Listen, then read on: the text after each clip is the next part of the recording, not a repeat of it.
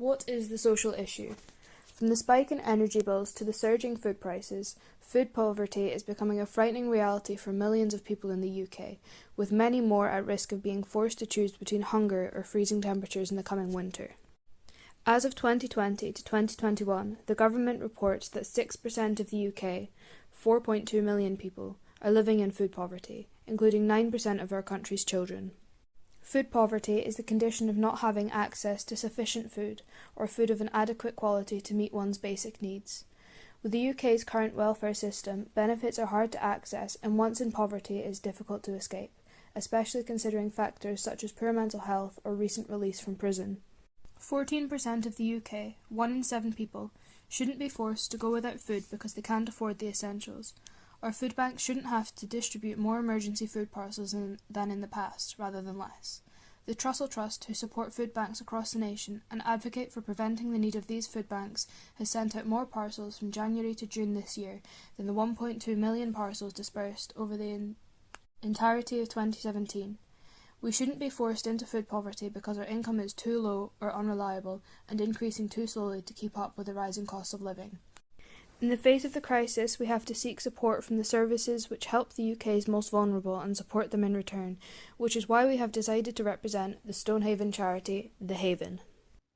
What is The Haven? The Haven is a wellbeing charity composed of a wellbeing space in Market Square and a community larder primarily run by volunteers. They intend to increase the welfare of the community and to take a preventative approach to the mental health crisis and rising levels of food poverty, exacerbated by the COVID-19 crisis. The Haven believes that food poverty is worsening due to the increasingly difficult economic conditions created by the government to reduce public expenditure, further aggravated by the decline in the oil and gas industry, on which our area heavily relies. What are its impacts? How does it tackle the social issue? The Haven offers services and host events which facilitate solutions to these issues, like an increased choice of access to healthy food through the community larder's doors. A vast range of activities and classes like Pilates, drumming, Bowen therapy and yoga for a variety of ages are offered in the wellbeing space to enable people to improve their physical well-being at their own pace and give them the chance to try new things, make connections with like-minded people, and relax. A range of projects like the Trauma Teddies, provided by a local knitting group for children during the pandemic, the monthly soup socials, which come to an end in December, having provided hours of conversation over tasty food throughout this year, and the Roots to Resilience project, which aims to empower people to grow and cook food sustainably and emphasise everyone's right to food. What are their services and projects? There are 68 dedicated volunteers at The Haven, who altogether contribute 400 hours a month towards the running and maintenance of The Haven. This includes mental health professionals, physical well-being instructors, a board of directors, a host of volunteers, and 4 paid staff. Larder volunteers help out by collecting donations from stores around Stonehaven, organising stock, preparing or cooking food, maintaining high standards of hygiene, and chatting with people who come in. The Haven receives donations from a variety of sources: donation box on location, the Aberdeenshire Council, social media, easy fundraising, Seafine's Fair Share, which disperses surplus products from supermarkets every 2 weeks, the cooperative, which leaves out daily donations collected from drop-off points by volunteers. The Haven has a membership scheme which provides a custom Haven bag which can be used around town to both help reduce stigma surrounding the Haven and associated services and as a stock control so that too much isn't taken at once, ensuring there is enough food for everyone. Helps fund sustainable purchase of food and toiletries which are otherwise unavailable from other sources. Enables the sustainability of the Haven's running by providing them with an additional income annually and quantitative data that they can use when applying for funding. While future projects include the Haven Plot and Fé Plot Te Pot, current projects include Roots to Resilience, having begun in February 2021. The project aims to enable people within the community to grow their own food, enabling access to healthy food and a sense of independence and responsibility.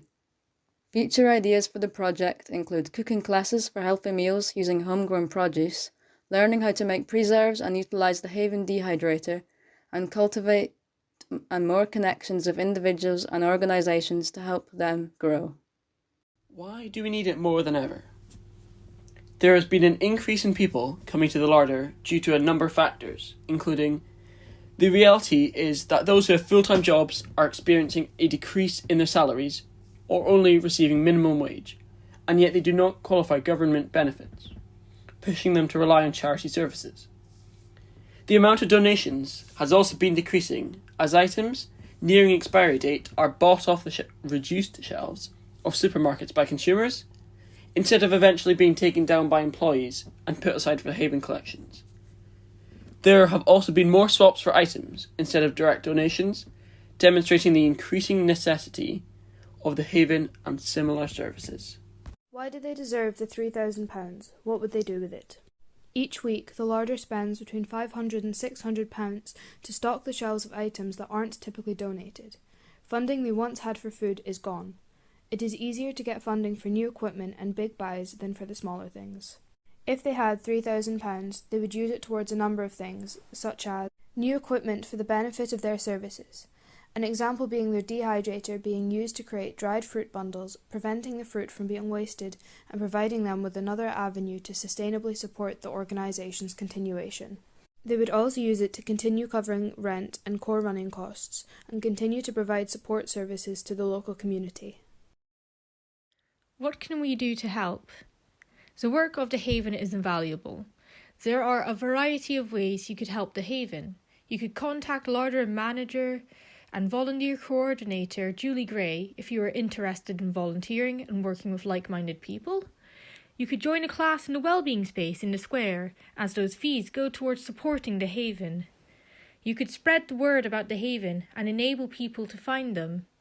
You could go to the larder and take food, regardless of your living situation, to help to overcome the stigma surrounding community larders, like the idea that only people in far more need than yourself would be permitted access to its contents.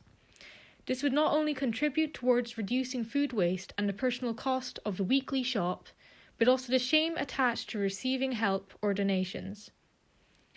You could donate or swap where you can. Check the Haven's wish list and see if you have anything that's nearing expiry or you don't want that could instead be used by someone else. You could write to an MSP concerning the agriculture bill or the need to update the current food system in order to ensure the production of nutritious food is supported by the government and made accessible to everyone by ensuring wages and benefits are sufficient to prevent the need to sacrifice heating or electricity in order to access food. What makes the Haven stand out to us? Overall, the Haven stands out to us because it addresses a range of social issues. They believe in the interconnectivity of our physical, mental and emotional well-being, and that good well-being comes from acknowledging and satisfying all three needs.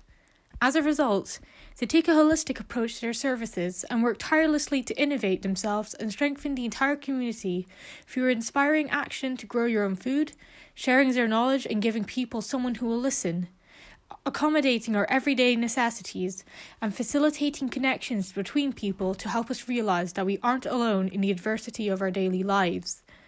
It's everyone's responsibility to reduce food waste, and we have the power to lessen the impact of poor mental health. It's achieved by sharing a meal with friendly faces rather than at home alone, or through the natural and friendly community carefully nurtured by the Haven helpers and the people with whom they regularly interact. Across the last 5 years, they've created something quite special, and we believe that they deserve to be supported in protecting the community they've cultivated.